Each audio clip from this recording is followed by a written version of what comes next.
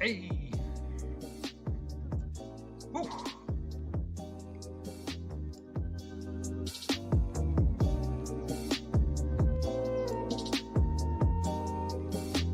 Alright, let's get this.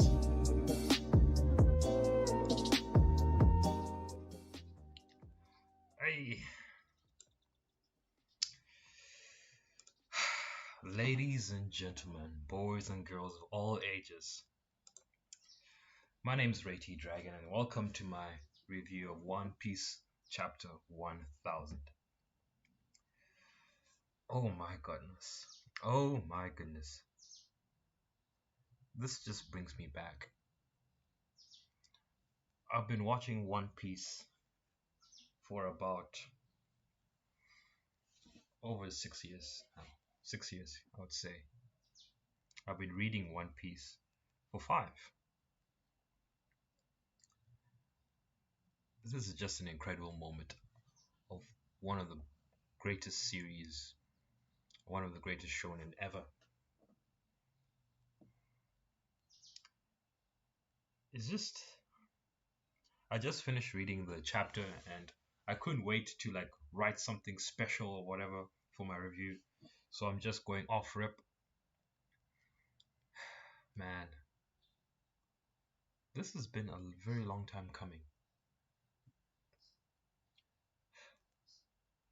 But anyway, enough about this.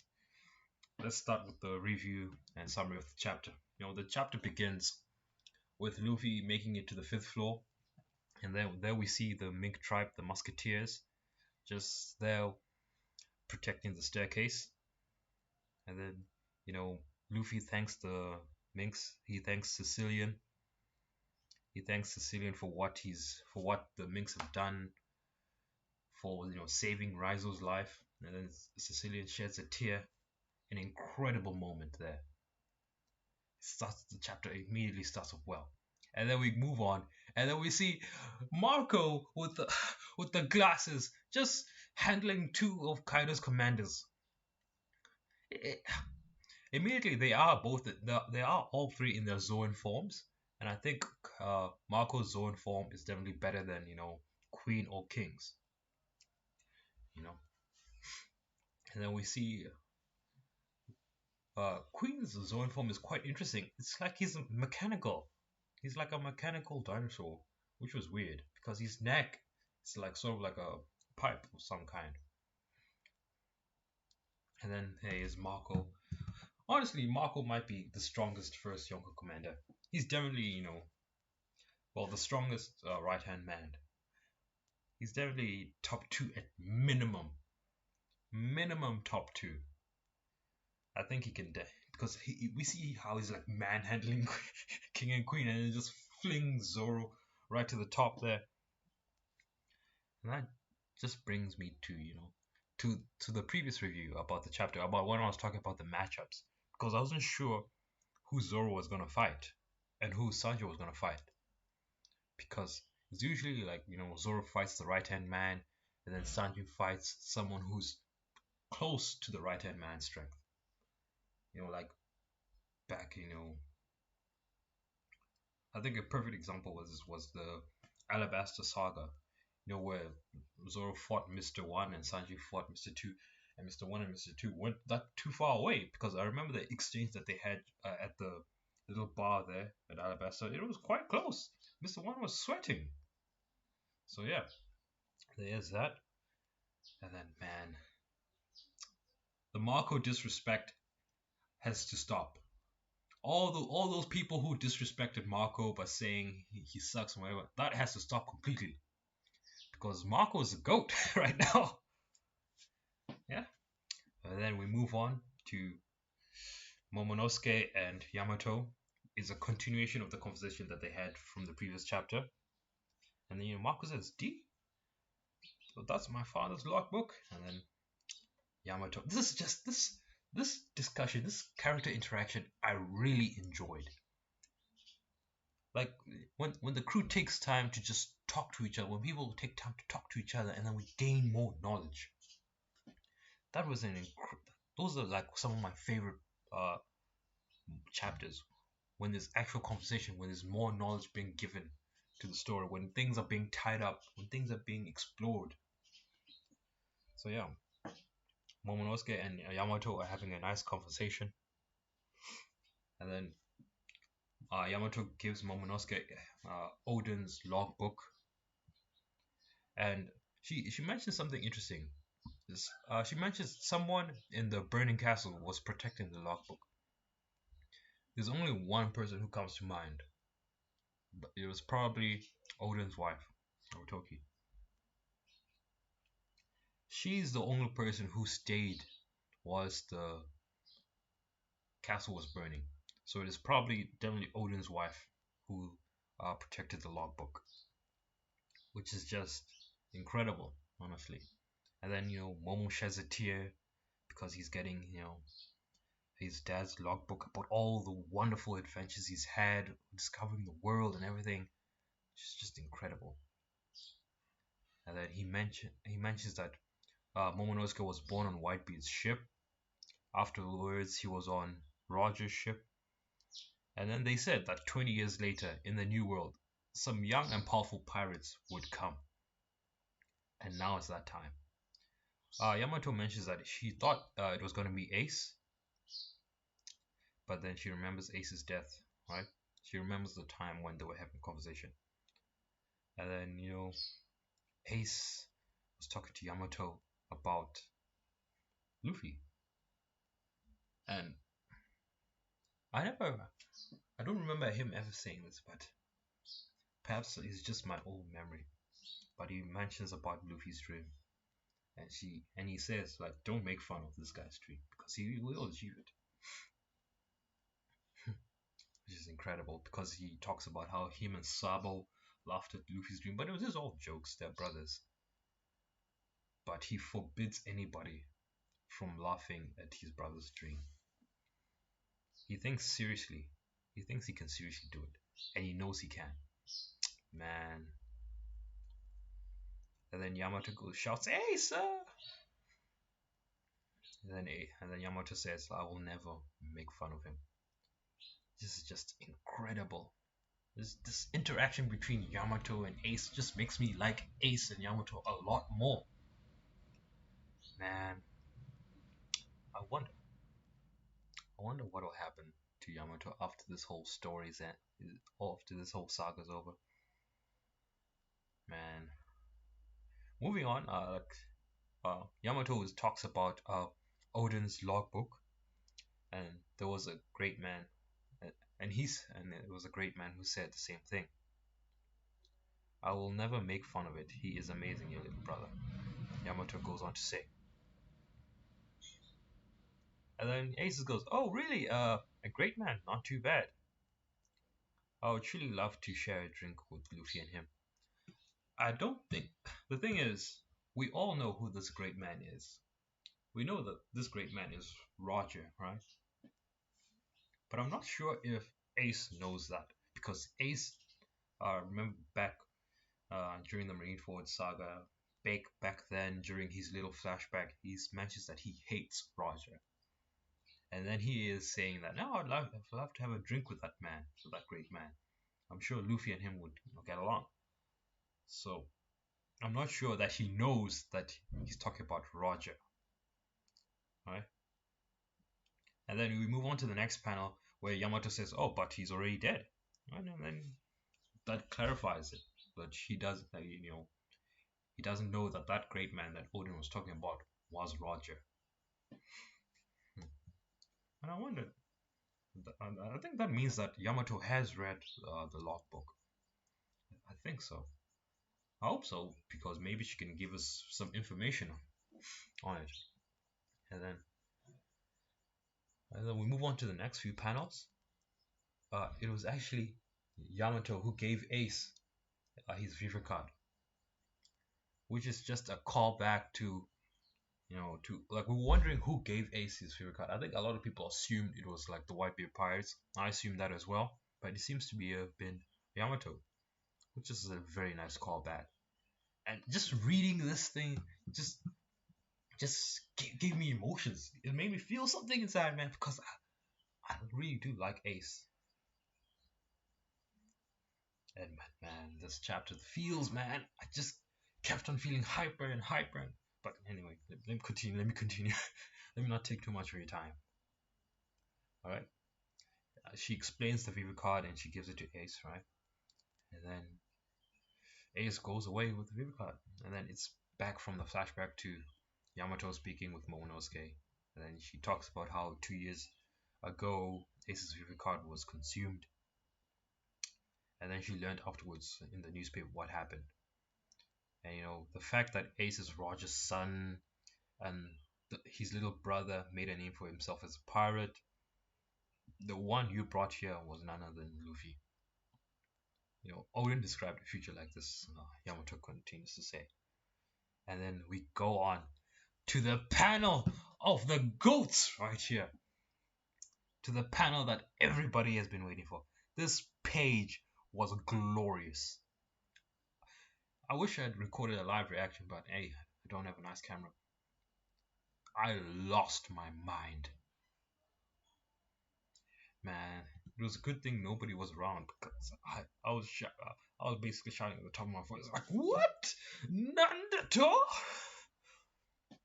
And then, oh my god, this is a scene like all the way from the beginning of Wano. Like everybody was thinking the same thing. Like how's everybody gonna beat Kaido? You're gonna need all supernovas, and now here it is, five. I think yeah, 5 supernovas show up. Luffy, Kid, Killer, Zoro, Law. Oh my goodness. 5v2, and then Big Mom comes in. Oh my goodness, bro. Oh my god. Oh, and then man, Zoro's just there. Zoro's ready. Even though he just gets this very small panel that he looks ready for action. Him and Law are just ready. It was just incredible. Man. It gave me chills just seeing those 5 against those 2. Man. Oh my goodness. Continue on. He's like, "You're here." And then, Big Mom talks. Oh, sorry, Kaido talks to Big Mom. "Yo, Lin Lin, you remember what this young lad, this little punk once said?" Oh, goodness.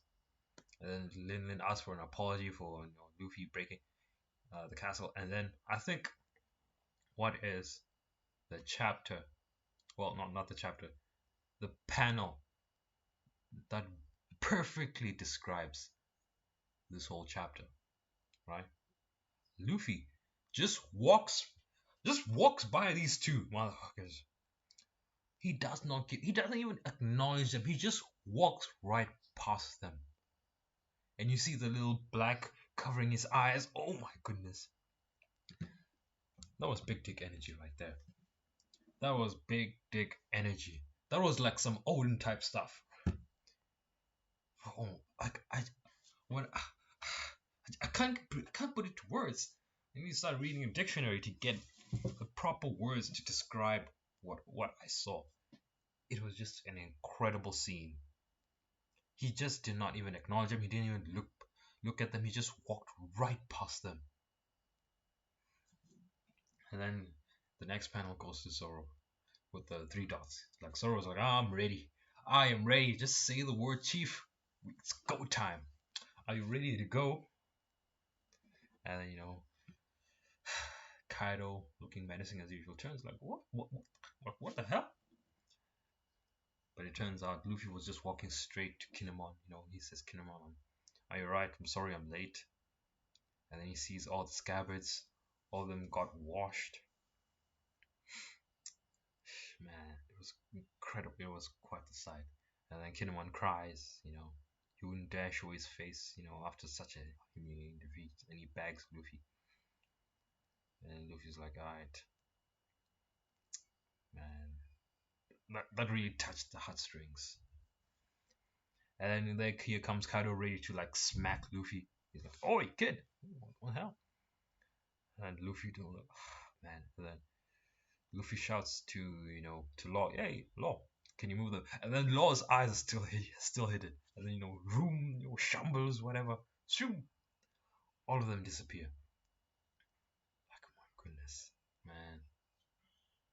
Law, Law and Zoro were just looking raw this whole chapter. They were just out there. They were ready for it. Alright, let's continue with the panels, right? After Raw shambles, scabbers away, Luffy just jumps right in the air, dodging Kaido's blow, and he goes Gamu Gamu no Gear Third. After that, we have a little recap of everything that has transpired from Zou. Yeah, from the island of Zou, where Zoraizo is alive, to Momonosuke being determined, like, I want to defeat Kaido, to the little flashback where Kinemon talks about what happened 20 years ago, going forward in time. They go back all the way to Ibisu, the jester. Oh my goodness, Ibisu, all the way to the to the island with to the prison with Hyogoro, to the plans that they made. And then Kaido just looks up, and then we see the flames, Chief. We see the flames. We see the anger. We see the determination. And then whack, whack! Like this was not the usual Gear Third, Chief. This was not the same Gear Third we're used to. Kaido felt that hit. He felt that hit. It was called Gamu Gamu no Gear Third, Red Rock. My God. He just, oh my goodness. Just thinking about it, it was just one hell of a punch. This was not the Gear Third from earlier in Wano Way, when Luffy punched Kaido from the sky when he was in dragon form. This was a Gear Third. This was a flaming Gear Third, probably stronger than the Gear Fourth attacks, because Kaido, he felt that hit. This was, oh my. And then yeah, I just can't, man. This chapter was way too hype. Just way too hype. It was incredible. Man. Gear Third, Gamu Gamu no Red Rock. We see the flames, him punching Kaido right in the face. And then it also reminded me of how Ace was unable to get the opportunity to punch Kaido in the face with a red fist, with a red flaming fist. So instead he punched the statue. Now, the fact that Luffy is using this kind of Gear Third attack, a red flaming one, to punch Kaido, and it worked. He felt that. We see the next few panels, like, oh, Linen was shook. Big Mom was shook. He was like, whoa. And then we see Kaido, like, Kaido looked a little bloody up. His face looked charred and burnt. Man, there was just so many moments in this chapter that were incredible. Right? The only thing that I wanted from chapter 1000 was that it needs to be memorable. People need to remember this chapter. I don't care if it's all world building, all dialogue, or just hype fight scenes. It just needed to be memorable, right? The only thing is, like, earlier in the week when the spoilers came out, I was off Twitter. I was off Discord completely. I wasn't paying attention to what anybody else said. I was just doing what I do, so that I don't get spoiled. And then I remember I went on Twitter by accident, and then somebody mentions, like, Shanks was gonna show up, Shanks was gonna move. I was like, oh my God, I got spoiled. But at least now I didn't get spoiled.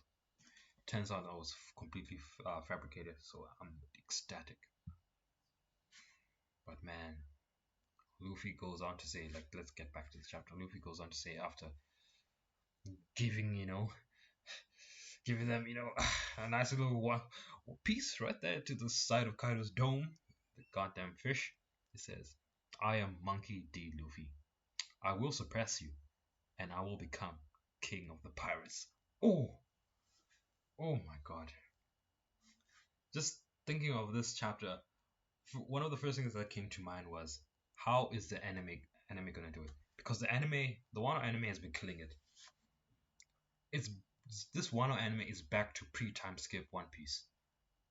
It's just incredible animation, incredible fight sequences. Oh, the art looks incredible. The coloring looks wonderful. It pops up to your face.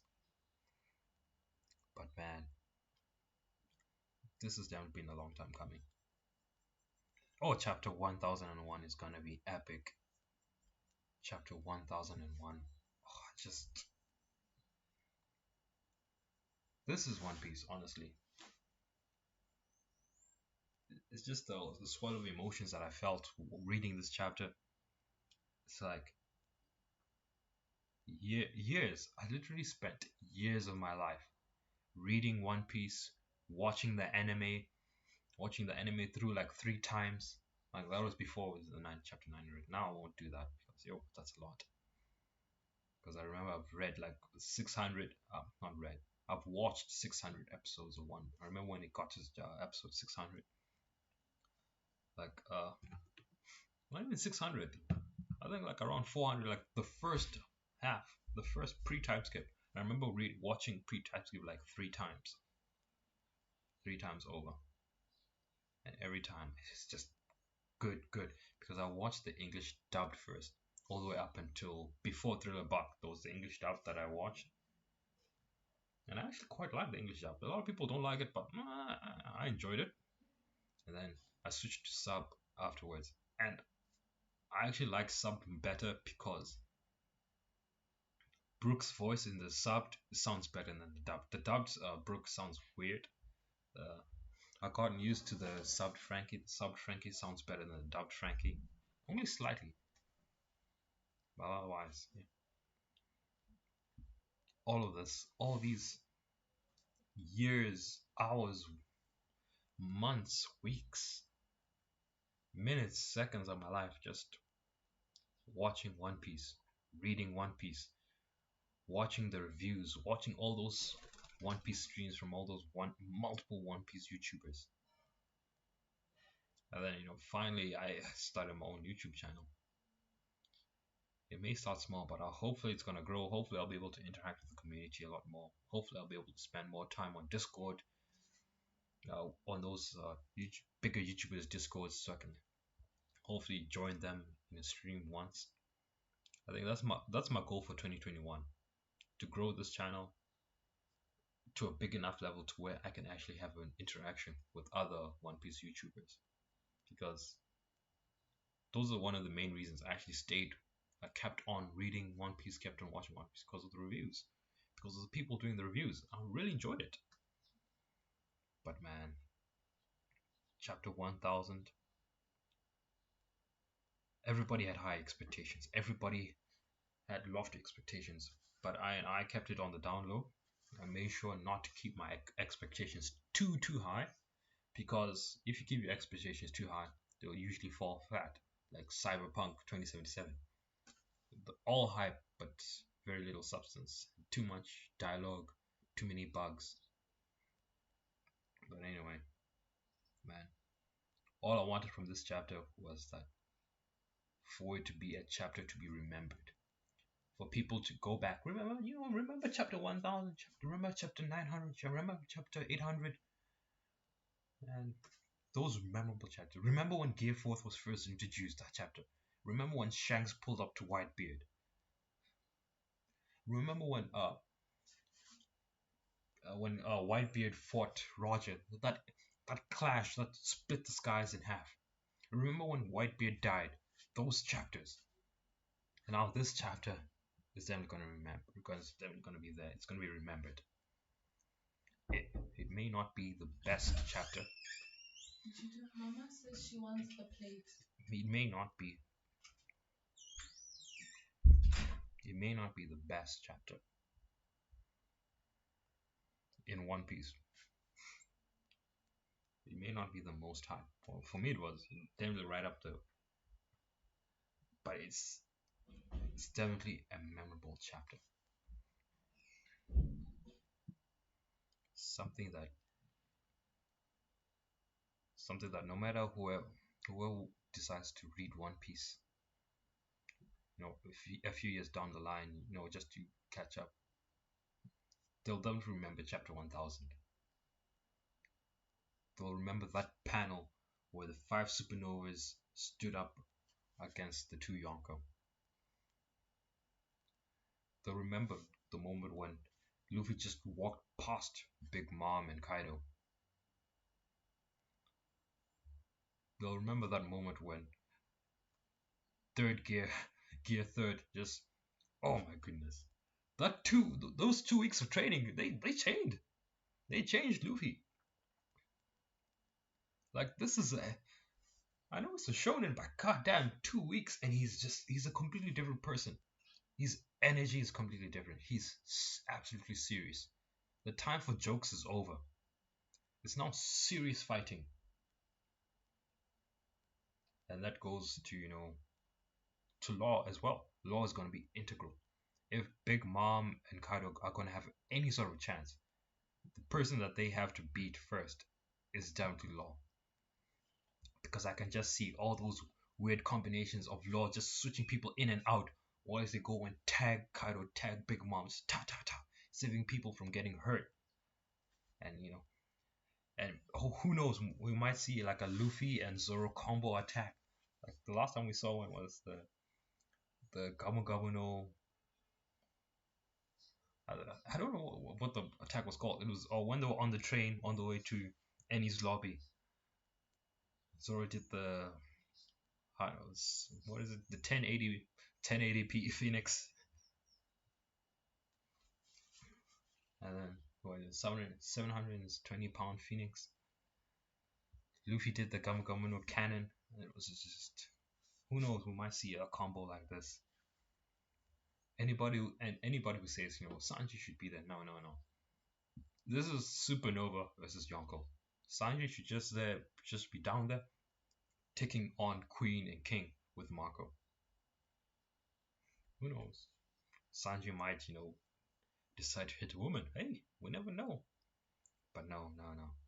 Brook and Robin are gonna handle Black Maria, and Nami and Usopp are gonna find a way to handle Page One and Ulti.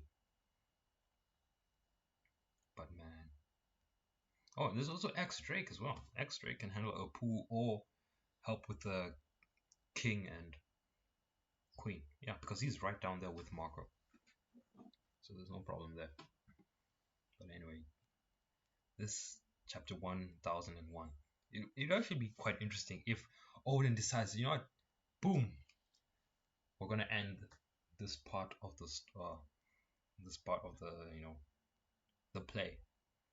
Act 3 ends here, and then we go on to a little intermission to show perhaps the Marines moving around, to perhaps show Blackbeard or Shanks moving around, to add a bit more black, because this will keep people wanting more. This is definitely a chapter that wants people to read more. But anyway, I've been at this for about 29 minutes. One Piece chapter 1000. 10 out of 10 for me. I really enjoyed it. I know it may be recency bias, but I really enjoyed this chapter. The interaction between Yamato and Momonosuke. The changing of how Luffy's energy is, because he is serious. Usually he's joking around, having fun, but this time, whew, he is ready. Law out there looking raw, Zoro out there looking raw, Kid is ready. Kid's neck is out there. He's ready for some action. And this has just been an incredible chapter. This has been an incredible journey. And I really can't wait to read the next chapter next year. I really can't wait to continue my journey in One Piece.